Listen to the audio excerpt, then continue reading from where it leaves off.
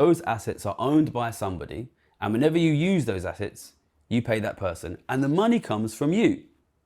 So this is the big reason why the very richest people in society are actually the easiest technically to tax, is because if I'm a teacher or a lawyer or a doctor, I can go to Dubai, I can go to Singapore, and I can work in those countries, and I generate the money from my work.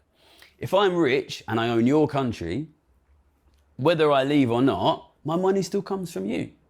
And I'm the least mobile person in the world from a tax perspective, because whereas a worker can move and work in another country, the owners of the assets, they own your country. And of course, your country can decide whether to tax them or not.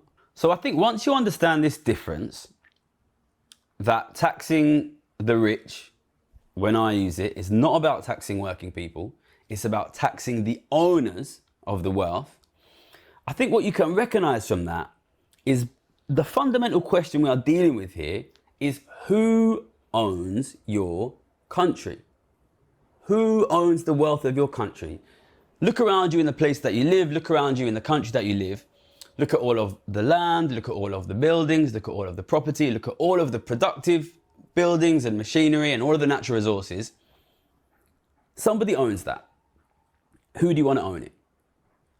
We are in a state of transition in the West where we used to have a large middle class that owned a lot of the wealth. They're losing that through increased debt and through decreased direct ownership of things like property, things like the stock market, which are increasingly being owned by wealthy people.